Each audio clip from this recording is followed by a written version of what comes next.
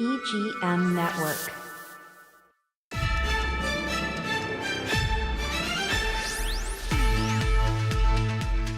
Hey, we're back again. Number 15 this time, right, Jess? That's right, Bill. So, Paladin, we sell those tax certificates third party. We take the risk. We sell them to you. You take the risk. It's pretty simple. I use Evergreen Media here, you know. They're like super duper. Matter of fact, Jesse just flew in so he could be here today. I did, yeah. Jesse, right. where did you fly in from? I had a ride of a lifetime, Bill. I was honored to be on the Blue Angel, number 7. I know. I asked for a seat on it, just I couldn't get one. How come? No extra seats. Sorry. It was the ultimate window seat, though. I got to tell you. All right, that's great. You have a good time? Amazing. Incredible. Absolutely fine. Yes. Okay, yes. good for you. You deserve it, my friend. Well, you thank deserve you. it. Absolutely. Thanks. Yeah. Hey, I got a tricky question for you. Okay. 1953, who wore number 15 for the Boston Red Sox? Oh, I don't know. Ike the Lock. Ike the Lock. He wore it for 1 year. All right. He wore 14 for the rest of the years after that. Really? Okay. Yeah, see, I told you it was tricky, right? Now, with a name like the Lock, was he a closing pitcher? No, he was a starting pitcher. A starting pitcher. Okay. That's All right. You got that wrong last week, too. Come on, you got to get better than this. Okay, hey, we're here to tell the truth, to do research. I do a lot of research, 30 hours a week. Look through the internet to find stuff, make politicians making statements, and then I look it up and see how true they are, and I give you what I find, and I'll give you my opinion. And my first opinion is global warming. It's there, you know. It's not climate change, global warming, right, Jess? That's right. That's right. It's happening. There's the evidence. The globe is getting warmer, absolutely warmer. We started this video off at 1880. You can see it started blue, and now it's getting red, and we're just climbing up to 2020. And I mean, these are facts. These are facts. You can believe the scientists, or you can believe the politicians. It's the your scientist choice. is NASA, you know. Yeah. The guys putting people up on the Mars sooner or later, and that's the organization behind that graph. It's absolutely fabulous. Please log in and look on it. If you have any doubt, if you're not sure, check out the podcast. You'll be surprised what you see. Jesse, we have something about billionaires. You know, my favorite people in the world, those billionaires. That's right. That's right. Actually, I don't dislike them. I mean, they just got a lot of money they don't want to share, you know? So this is Congresswoman Murray. Yeah. What if you're a billionaire like Trump or Musk? Your Social Security tax would be effectively, on my understanding, very, very much smaller. 0.0002. Yes. That just doesn't make sense to me. And when the richest people in the country have the smallest effective tax rate, that does not seem to me like a very fair system, especially when we are now 6 years away from retired workers facing this 24% cut in their Social Security benefits. Well, that's true. It's coming, folks, and it's coming faster than you can think, okay? So you're going to need Social Security. Everybody's going to need it going forward. What does our president think about the Social Security system, Jess? Bill, I apologize. I don't have that clip ready, but... Well, I'll tell you what he thinks about it. All right? Our president doesn't seem to care about Social Security. He met with a small group of private people that he knows, and he spoke out against Social Security that the federal government can't afford to cover Medicare and Medicaid. It's very simple, okay? So moving on from that, it's a funding problem. And, you know, we can't fund it. Basically, how many people we got working in 1950, Jess? You remember that number? I think it was like 16 workers to every retired. That's right. 16 workers to every retired. Absolutely right. Now we're down to what? 2 to 1, I believe. 2 to 1. Well, maybe 2.5 to 1. 2.4, you know, 2.4 to 1. Yeah, I mean, really, the system is doomed to fail. So where are we going to get some extra funds to help us out? I think we should get it from the billionaires. Sounds like a good source to me. My research, I'm shocked with the trillions of dollars that's floating around here and how all these companies are making tons and tons of money. Hardworking Americans who contribute to Social Security, my viewpoint is freeze your contribution level where it is today for it never to be changed again. And my message to everybody, wake up, America. Pay close attention to this podcast, and you'll see where we can fund Social Security indefinitely. Yes, we got something going on here. Yeah, Bill. For the month of February 2026, this year, that's 28 days, 4 weeks, right? Month of February, the top 9 largest mergers and acquisitions. Elon Musk company SpaceX acquires an Elon Musk company, XAI. And I don't think he's paying taxes on that acquisition either, Jesse. Probably not. No, absolutely. Probably leverage it against himself. Yeah. So that's technology transaction value, $58 billion. Yeah, and basically it puts him in at about 1.25 trillion when he combines those two companies. Okay, so he's worth a ton of money, right? And he's not paying taxes. So I think we got to take a look at that 58 billion, and we should be taking a 5% fee on that, and that fee goes into a Social Security lockbox, and then from there, that will help prolong Social Security, hopefully indefinitely. So the lost AI is coming, and that's what Elon Musk is all about. Yeah. Okay. Yeah. So AI is coming, and it's going to eliminate a lot of jobs. And we're going to something a little later on. You'll see how some things you wouldn't think be eliminated by AI. They're going to be eliminated. So, and when you eliminate jobs, people run out of their health insurance, folks. You know how expensive health insurance is, Jess, these days. Very expensive, Bill. I can tell you firsthand. Yeah. I'm sure you can. Mortgage payment. You got a mortgage payment, and you don't have a job. And if it's you and a wife that have to put two checks together to make a mortgage payment, you're in trouble. Yeah. Okay? So you're going to have something to fall back on, and the Social Security system has got to be it. Moving on, Justin. Yeah, all right. Moving on to energy and utilities. Devon Energy and Coterra Energy plan to merge in a transaction valued at approximately $58 billion, creating one of the largest shale oil and gas producers in the United States. Bill, what do you think of this merger? Another 58 billion, not bad, right? No one's paying taxes on that. When they do those mergers, it's totally tax-free. They just combine two companies, shift some stock around, bingo, bango, bongo, right? It's over with, right? Nobody pays taxes on it. A fee of 5% on that 58 billion going into Social Security lockbox would enhance Social Security for a very long time. And moving on to that, the president is totally against clean energy, as we know, right? Basically, the president paid $1 billion to shut down a clean energy plant, a windmill farm that was about to go online, paid $1 billion US tax dollars for it not to go online. Incredible. And we know wind energy is cheap, clean energy. So this, to me, just demonstrates a total lack of common sense of why somebody would do that. Absolutely. And Devin, they happen to announce it after the merger. They even got more money. They announced an $8 billion stock repurchase program. Now, when they repurchase the stock, Jesse, do you remember what happens? Yeah, when they repurchase their own stock, the supply goes down. Therefore, that demand stays the same, so the price will rise. Absolutely. Jesse, the buyback is for 15% of the companies they're repurchasing. Jeez. That's a big number to buy back, of your company. So they got a lot of cash, and they're not spending the last nickel they have to do those repurchases, right? We got anything going on in the finance services business, Jess? Yes, financial service news. Nuveen announced the acquisition of global investment manager Schroders in a $13.5 billion deal. The acquisition will make Nuveen a global investment powerhouse managing hundreds of billions, with a B, in assets across institutional and retail clients. What do you think of that, Bill? Well, this merger basically does nothing for hardworking Americans. Yeah. Once again, $13 billion tax-free, shifting it around, enhancing their ability to grow their company internally, make the stock go up. When you say grow the company, they're just making the stock price go up. They're not necessarily growing the company. When they do some of these mergers, they take competition out of the field, so they become a stronger company, so the stock goes up. It's all about driving the stock price.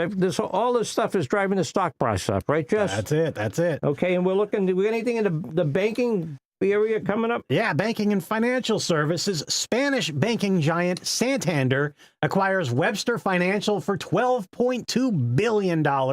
This acquisition will help Santander expand its footprint in the United States banking market. Bill, what do you think of this acquisition? I know Santander is a Spanish bank, and I've been to Spain, actually. You know, my wife took me there, so I got a secret for everybody. Marry a rich woman, yeah. You'll be amazing where you can go. That's good advice. That's really good advice. Right? Yeah. And, well, anyway, I know they're huge in Puerto Rico, Latin America, Spanish, any place that's Spanish. Not so much in the Portuguese-speaking South American areas, but in the Spanish areas, they're a big bank, and now they're going to have a huge foothold in the United States to expand their business. What does this do for hardworking Americans? Not a darn thing. 5% fee on those types of transactions. This is $12.2 billion. Take 5% of that, and you can do the merger, and that's what it should be. We can fund Social Security without taking it away from hardworking Americans, right, Jess? Absolutely, yeah. We got to insist our politicians do that. Yes, sir. Yeah. In the biopharmaceutical news, Gilead Sciences acquires Acrelix at $7.8 billion. The transaction reflects continued biotech consolidation for pharmaceutical companies to acquire innovative drug developers. Bill, what do you think? Hey, I own 5, and it's been a real dog. Yeah. PFE, anybody want to look at it, right? But anyway, most of these companies that, what they do is they're established, they're making tons of money, it comes rolling in, and they're looking around for these small companies that are going out there, and they're inventing new drugs, right? And then they acquire them, and they're hoping to build it into a 30 or 40, $50 billion a year blockbuster drug, as they call it. So, quite frankly, it doesn't do any good for any hardworking Americans. And once again, $7.8 billion, if we were putting a 5% fee into the lockbox and Social Security, we'd have it around for a long time. You know what I mean, Jess? It would help out a lot of Americans. Right. That's right. Yeah, definitely. Another financial company. Financial, yes. The Brinks Company. You all know those Brinks trucks. Yeah, with all the money. Yeah, with all the money. Yeah. The Brinks Company is set to acquire NCR Atleos at $6.6 billion. Now, NCR Atleos specializes in ATM network infrastructure and financial technology services. Two big companies coming together. What do you think, Bill? Yeah, I think they're taking the competition off the market. Sounds like, yeah. And that's what they're doing. So basically, they're going to improve their position by owning the competition so they don't have to compete against them. And that typically will just mean an increase in prices as time goes on. Mm-hmm. And Jess, this might be a good time to take a little, if you want to snap in a commercial here or something. Sounds good. Yeah, we'll take a quick break. Yeah. This is Wake Up America with Bill Crafton. We'll be right back. Okay.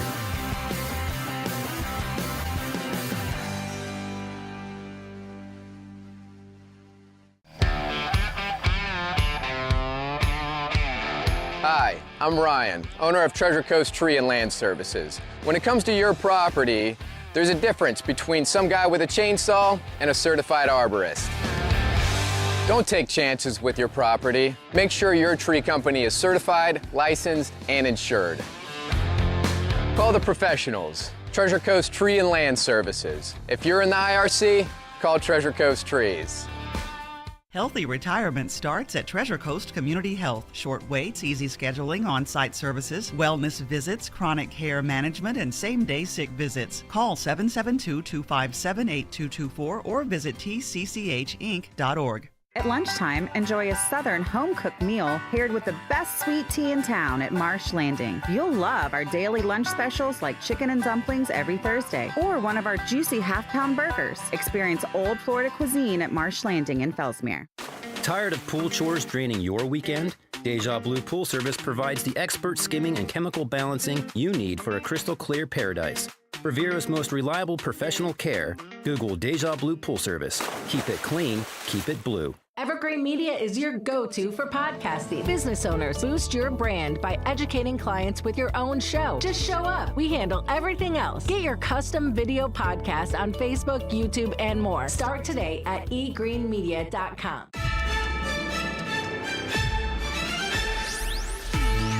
Hey, that last commercial that Jesse just showed you, boy, they're absolutely right with that. So pay close attention to that commercial, man, because it's spot on. Thanks, Bill. Hey, what we got up here? Supply chain stuff, Jess. What do you think about that? Supply chains, yes. FedEx and Advent International a joint venture. Their financial value, $3.9 billion. 9.3, but it was 9.3, yes.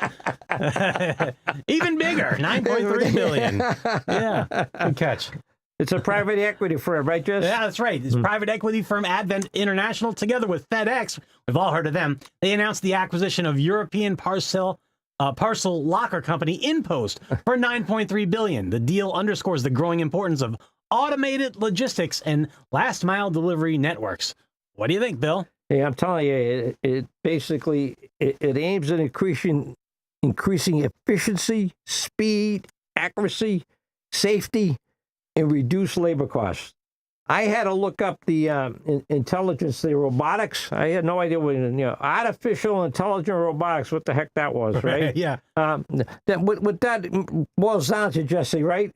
It's going to replace humans in freight handling business. That's the goal that they're looking for. Yeah. You think that's a good idea, just replacing all those humans? We're going to do it with the robots. They have those in China. In case you're watching the president there with the robots running around, they're going to be taking over. All right. What do you think, Jess? Bad idea for working Americans, I'll tell you that. That's for sure. Yeah. Jess, did you know that in Florida, Amazon is closing 2 processing facilities? I did hear. Well, I heard about one of them. Yeah, Okay. well, there's one in Miami. There's one, what? I think Fort Pierce. Fort Pierce. Or Port St. Lucie, maybe. I don't know. Yeah, close enough, right? Yeah, St. Lucie County. Yeah. So, what do you think? What do you think is going to happen after they open it up?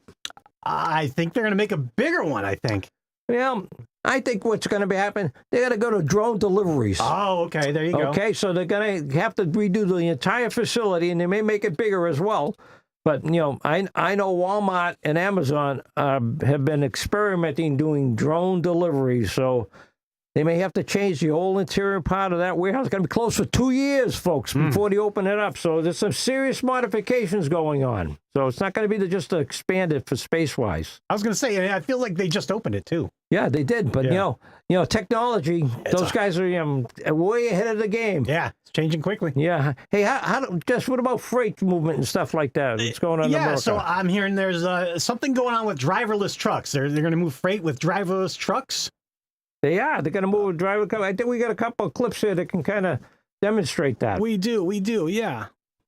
This morning, we've all heard about autonomous cars, but now there are autonomous trucks. Engage success. For the first time, a driverless commercial truck delivered freight, completing a 230-mile route from Houston to Dallas on time. This is time-lapse video of that drive with no one in the cab. The company, Bot Auto, argues autonomous trucks are the future. Since there are no drivers, they don't face fatigue or need brakes, reducing overall costs. Clearly, though, there's drawbacks. It definitely has the potential to improve goods movement, to lower costs of moving freight, but it's going to change our workforce. Experts say these advancements mean driverless trucks could drive 24/7. Truck company Aurora, based in California, estimates there could be 170,000 self-driving trucks on the road by 2035, representing 15% of the U.S. trucking market. It's only just begun. Yeah. You truck driver, you think you got a job for life? Man, not anymore, baby. And that's an estimate, 15%.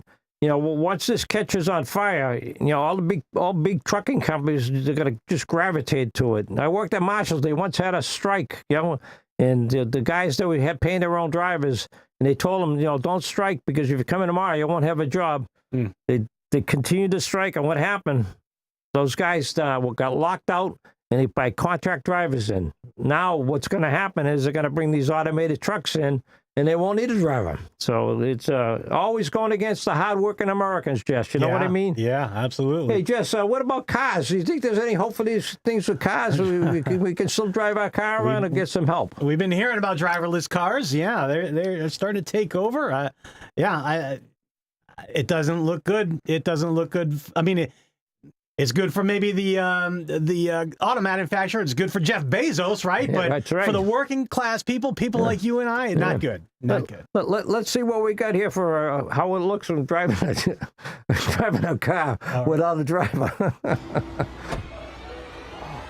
Here's a passenger right here.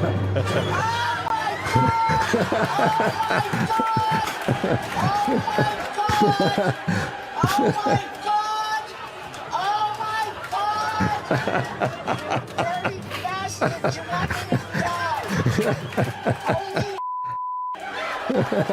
oh my God! Hello, I'm Waymo. Let's get you rolling. Oh my God! Please! Oh my God! Stay in the car for your safety. Stay in the car for my safety! I'll get For your safety, do not attempt to exit the vehicle at any time. Oh my God! I'm Waymo, and nice to meet you. What is your name? Your ass. Please shake your ass. I want to go home. I want to go home. We are routing to Las Vegas. God. I'm driving a new driver. What the hell's wrong with this town? Hey, that's funny. Yeah. But the reality of it is, it's changing the world that we live in. I'm telling you, it's coming. It's coming fast, too, because you don't think Uber, as soon as you get their hands on all this technology that's working, and they have some problems now, but with like any technology, if they keep working on it, those problems will go away, right, Jess? Yeah. Yeah, absolutely. So Jess, how do you think this would affect the unemployment, situation? The unemployment situation. With, driverless cars. Yeah, I think driverless trucks. Yeah, the driverless trucks is definitely going to rise. It's going to send unemployment up. Those drivers are going to be out of jobs. These Uber drivers are going to be out of jobs. Yeah. Lyft, right? Out of jobs, right? It's going to soar, yeah. These are basically hardworking Americans. A lot of people, are hustling into this business just trying to make a buck and keep everything going, I guess, That's it, yeah. And when they're out of jobs, they may not have money to cover groceries, rent, mortgage payments, medical, and that's why we need a safety net in this country, right, Jess? I agree. Yeah, absolutely. 100%. Yeah. Yeah. So, Bill, I heard there's some private equity news, too, that you want to talk about. Yeah, there is, Jess. And it's Blackstone in Uber, right? Yeah. And it's the first time that Blackstone is acquiring a special platinum equity type company. They deal in like waste management. The waste management folks that picks up trash and stuff. And they also deal with the municipal water treatment, stuff like that. So that's pretty much what they do. And I don't know why a hedge fund type company is dealing with waste management, but they are. Say, Jesse, I'd like to move to my bottom line stuff right now, if I could. Okay. Sounds good, Bill. Okay, so we had 9. I showed you 7, okay, because I wouldn't get to the 9. Okay, so that's right. Sliding over the bottom line stuff here, right? All right. So what is the bottom line, Bill? Well, the bottom line is what we just reviewed, the 7 transactions. There's actually 9. These transactions took place in the month of February, 2026. How many days in that month this year, Fred? 28 days in February. But there's only 20 business days out of those 20 days, right? Good point, yeah. Okay, so there's only 20. So there are more transactions that I could have brought up, right? More than 9. In 20 days. I'd be here all day. All right. Yeah. You know what the total dollar value of these 9 transactions would have accumulated to, Jesse? I don't know off the top of my head. Well, I do. I'm sure it's you do. More than $178 billion tax-free to improve their companies. Wow. Listen up, folks. That's a B now. $178 billion. You know what U.S. gets out of that? A goose egg. Zero. Nothing. We get absolutely nothing. And I'm saying, charge them a 5% fee of $178 billion. Now, Jess, you're a math guy. What would that be? How much? Come on, Jess. Let me know. 5% on $9 billion? Yeah, 5% would raise $9 billion, right? Raise $9 billion and go into Social Security lockbox. So my message for you is wake up, America, or kiss your Social Security goodbye. In my last comments we did something on Goldman Sachs. Remember, they almost went out of business? Mm-hmm. Well, Warren Buffett bought $5 billion, right? And then of stock when they were in deep trouble. Okay, this is back like 08, 09? Yeah, okay. back in 2011, Warren Buffett turned that $5 billion into a $3.7 billion profit. 10 years after that, Berkshire Hathaway still owns 3 million shares of Goldman Sachs. Well, basically $3.13 billion worth of Goldman Sachs stock. Goldman's first quarter earnings, you know what they were? A lot, I'm sure. Yeah, $17.23 billion. Most of it driven by trading activity. In a quarter. In a quarter. Wow. Yeah, and that was for 28 days, February, right? Right. 30% of the net revenue flow to their bottom line. That's all trading stuff, right? Yeah. In 2008, American taxpayers preserved their existence with the 2008 financial crisis. Yeah. The Treasury gave them a whole bunch of money. Right. It's time for payback. Goldman Sachs and all companies that create huge profits through their trading activity, we should be charging their 5% fee on all their activity that produces a profit. Take their profits, we'll take 5%, put it in a lockbox, and God knows how much more money we'd have there now. And that's pretty much it, Jess. You know, I mean, I'm doing the best we can here. That would help a lot of people. Yeah, we're trying to. We're trying to find alternate sources for raising funds for Social Security. It's important. Very good. All right. Wake Up America with Bill Crafton. That's the YouTube handle. And we'll see you next Friday at 1 on YouTube and on the radio at 2 p.m. on Saturdays on 107.9. All right, Bill. Thanks a lot. Hey, no, thank you, Jess. Thanks for flying in. I really appreciate it. All right. Man. Thanks a lot. Thanks for watching and listening. Take care. Wake up, America. Wake up.